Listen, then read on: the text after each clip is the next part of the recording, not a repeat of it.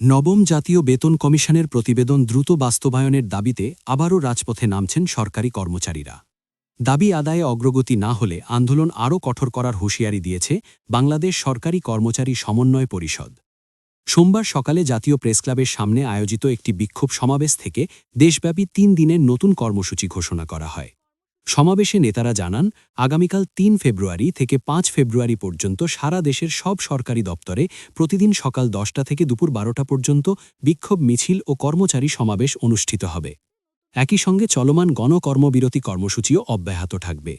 কর্মসূচির অংশ হিসেবে প্রতিদিন সকাল ৯টা থেকে দুপুর ১২টা পর্যন্ত কর্মবিরতি পালন করবেন কর্মচারীরা। সমাবেশে বক্তারা বলেন, ৭ বছর ধরে সরকারি কর্মচারীরা নবম জাতীয় বেতন কমিশনের প্রতিবেদন বাস্তবায়নের অপেক্ষায় আছেন।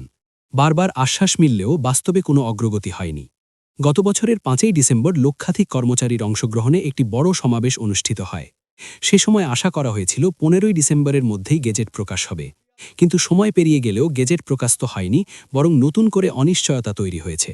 আন্দোলনকারীরা অভিযোগ করেন, চলতি বছরের ২১ জানুয়ারি বেতন কমিশনের প্রতিবেদন জমা দেওয়ার পরও তা কার্যকর না করে নতুন কমিটি গঠনের কথা বলে সময়ক্ষেপণ করা হচ্ছে।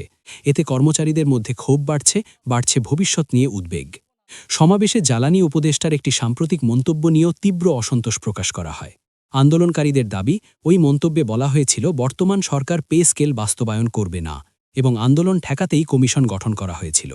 এই বক্তব্য প্রজাতন্ত্রের কর্মচারীদের মনোবলে বড় আঘাত দিয়েছে বলে জানান তারা। নেতারা বলেন, দেশের অর্থনীতিতে সরকারি কর্মচারীদের ভূমিকা অস্বীকার করার সুযোগ নেই, অথচ ন্যায্য অধিকার আদায়ে বারবার তাদের রাজপথে নামতে হচ্ছে। দাবি পূরণে সরকার কার্যকর উদ্যোগ না নিলে আন্দোলনের মাত্রা আরও বাড়ানো হবে বলে স্পষ্ট হুঁশিয়ারি দেন তারা। সমন্বয় পরিষদের পক্ষ থেকে জানানো হয়, পরিস্থিতি বিবেচনায় রেখেই ধারাবাহিক কর্মসূচি সাজানো হয়েছে। দাবি আদায় না হওয়া পর্যন্ত এই আন্দোলন থামবে না। সরকারি কর্মচারীরা চান স্পষ্ট সিদ্ধান্ত, চান গেজেট প্রকাশ, চান অনিশ্চয়তার অবসান।